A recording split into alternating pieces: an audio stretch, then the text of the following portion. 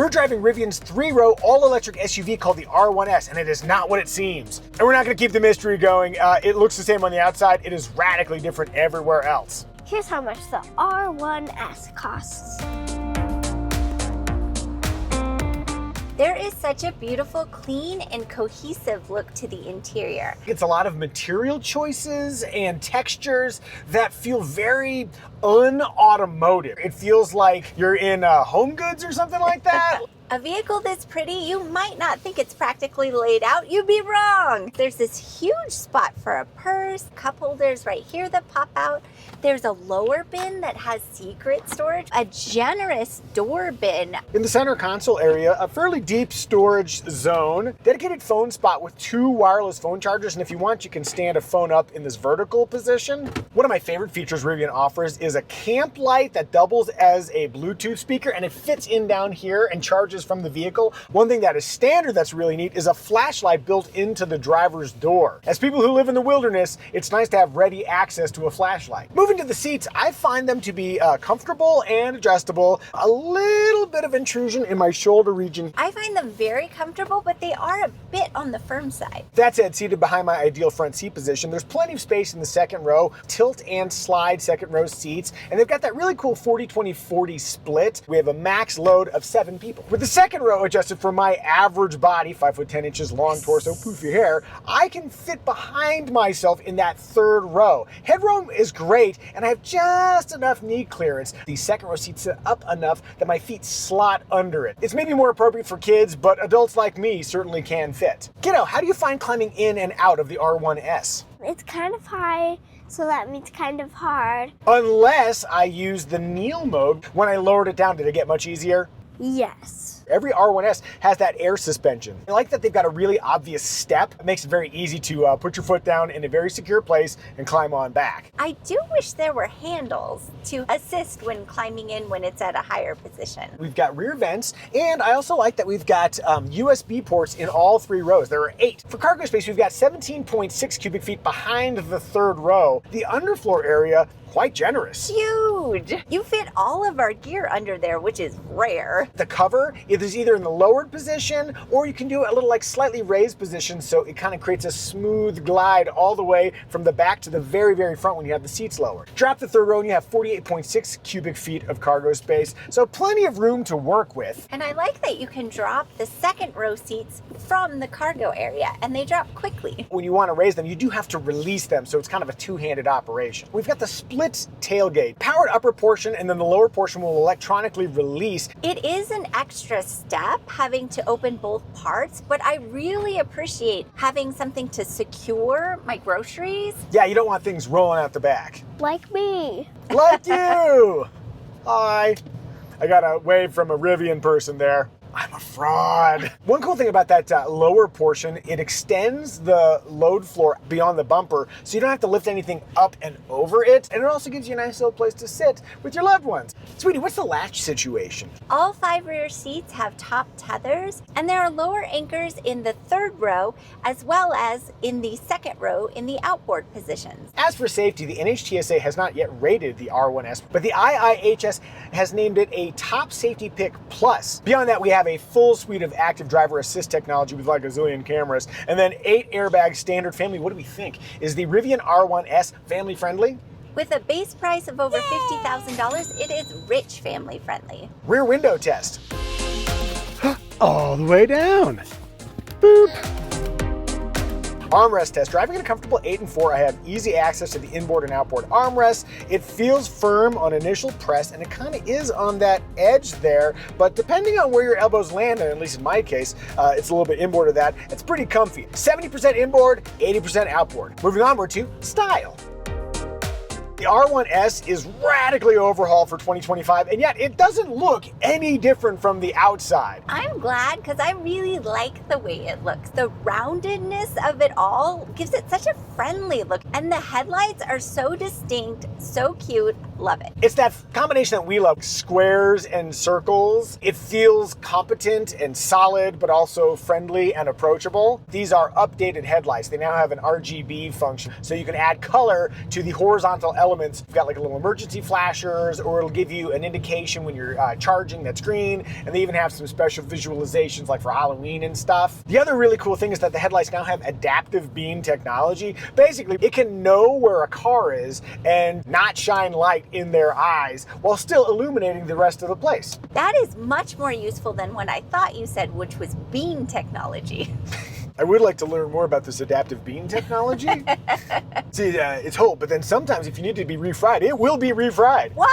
One complaint that I have is that Rivian only offers silver paint as a no-charge option. Everything else costs like $1,700 to $3,000. The paint here, this Rivian blue, $2,500. Dang. One more interesting feature on the outside, for accessing the R1S or R1T, you can also use your phone via the Apple Wallet. Oh look, it's doing it right now. You can even use an Apple Watch or Pixel devices to get into the vehicle, which is more convenient than having a fob, although it doesn't hurt to have a fob, no judgment here. As long as we're talking about no judgment, I don't judge you for what style of flying eyes you prefer. I like these green lenses in the Osprey frames, but whatever you prefer, there's a style that matches your taste. If you're curious why these are the only eyewear I will wear when I'm flying the helicopter and why they work really, really well, even if you're not a pilot, just living your daily life driving cars, click the link in the description below, use the promo code Micah, and you can save 10% on flying eyes. We really like the look of the Rivian R1S, but what do you think? Do you like it? Do you dislike it? Tell us in the comments. Also, thank you for supporting us. I'm just gonna thank you for watching this video. You didn't have to, but here you are. Thanks, guys. Moving on, we're to sorry, I stepped in your line. No, continue. In motion.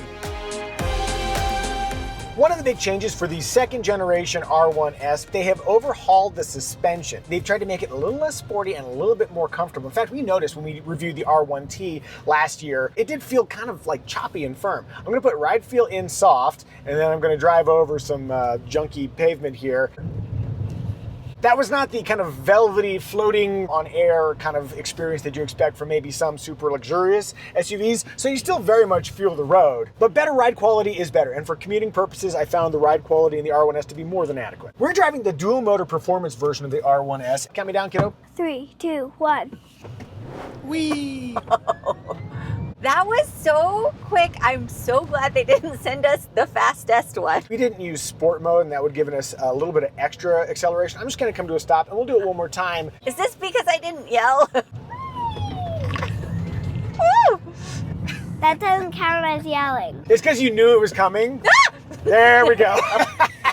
I'm so glad that worked. They've got a base version, the dual motor performance, which is the one we have. They've got a tri-motor version now, and then a quad motor version that's like more than 1,000 horsepower. No matter what version of the R1S you get, you're gonna have more than enough acceleration. We have speedy steering. You can really tell that the people who build Rivian, who define its dynamic nature, love performance. You can really feel it when you get into the cornery bits of our mountain community. Which are all the bits. The R1S corners extremely well. One thing I found that was interesting is that on my long commute, the vehicle felt like it wandered a little. Like I'd have the steering dead center and it would just kind of like move around a little bit. It didn't feel as dead locked on when driving long distances at speed as perhaps I would have preferred. Drive modes, the basic dual motor version has just a few, and then we've had a few more here because we've got the performance version. When you get up into the tri and quad motor, you get like drift modes and you get rally modes and that kind of stuff. Again, the people behind Rivian really like driving fun. In addition to the normal modes, here we have a couple of different adjustments. The height of the vehicle, ride feel. This is an interesting one, regen. But watch, when I come off on low, it's still a one pedal drive mode. Some people prefer a more traditional pedal arrangement where you come off the accelerator and it just kind of coasts, and then you use the brake pedal to come to a complete stop. We'll get more of your opinion in just a second. Now, we just experienced a big snow, and so that gave us an opportunity to see what the R1S was like in a snowy environment. We've got so many things working for us off-road. 14.7 inches of maximum ground clearance with the adaptive air suspension in its highest setting, and then you got that super smooth bottom if you want even more protection, like you're just gonna go dragging the belly across rocks. There's an extra reinforced underbody protection comes in the all-terrain package, which also includes includes more capable off-road tires. Though I'll say that just for these tires, this thing did a really good job in the snow. We had an odd articulation moment, 2 tires light, and then the other 2 tires are on this like slippery surface. Even for just the dual motor version with these stock tires, it did a really good job making its way up. If you think you need an internal combustion engine to go kick some off-road, you do not. That's what I think about driving the R1S, but what does Sweetie think?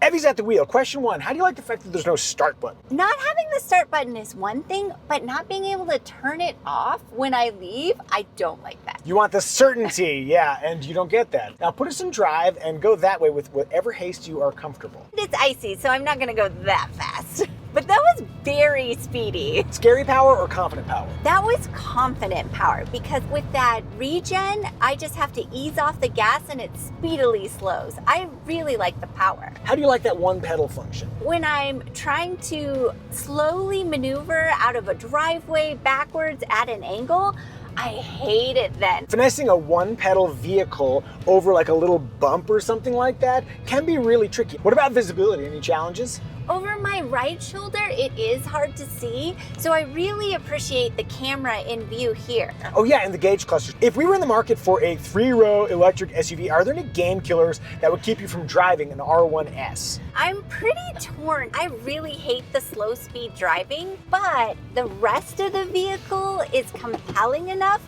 that I would overcome that. So no game killers. That was close, okay. I'm getting back to the driver's seat. Let us move on to remarks.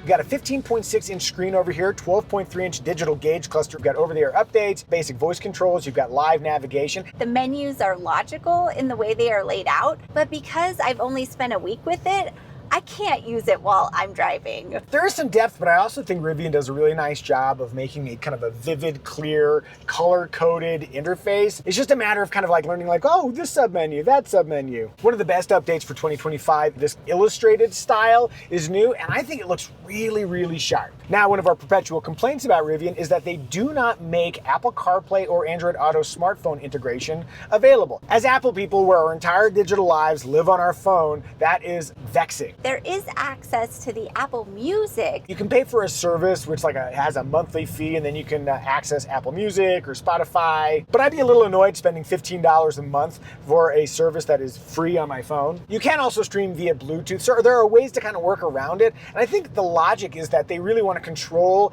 the interface. And a big part of that is about mapping, being able to smartly guide you while taking into account charging opportunities. In fact, I did that driving to our home, found like a Rivian Adventure Network, and I was able to charge, and it was really convenient. So I understand the integration. I still wish I had Apple CarPlay. Getting back on the love train, I really like the 360-degree camera visualization. The cameras are some of the most vivid I have experienced. Incredible visibility, and especially off-road. You got all these cameras. Let's say you have like an incident on the road, somebody pulls in front of you, smack. It'll record that, and then so you got a built-in dash cam kind of setup. And then also, Gear Guard Gary will protect your car. What I love about it is it's so friendly. There's none of this stuff about trying to be intimidating or like so tough. Hey, just so you know, I'm watching. Just like the outside of the car, Gear Guard Gary is capable but friendly. The R1S also offers a couple of dedicated modes. There's a camp mode, which will actually level the vehicle and you can kind of manage how much power is being used. There's also a pet mode that'll keep the interior at a preset temperature. One tempting option is the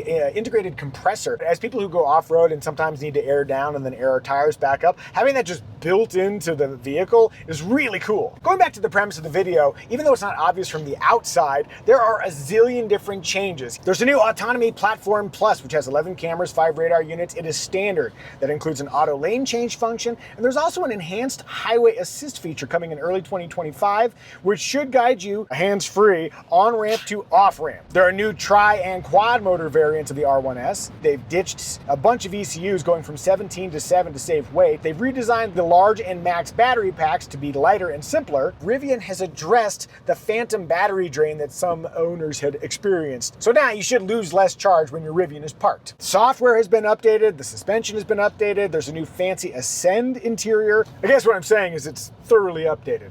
All right, let's take a look under the hood in a test inspired by my buddy Brian. Under the hood, there is a large frunk area and then a little underfloor area where you can store your charging paraphernalia and your tire repair kit. Over on the left side, that's where you can add the washer fluid. And if you're wondering what the Rivian R1S's horn sounds like, all right, let's talk engine choices. The dual motor setup comes in 2 power outputs. There's a standard battery, a large battery, and a max battery. Move up to the tri-motor, you can get more power, and you have 2 choices of battery.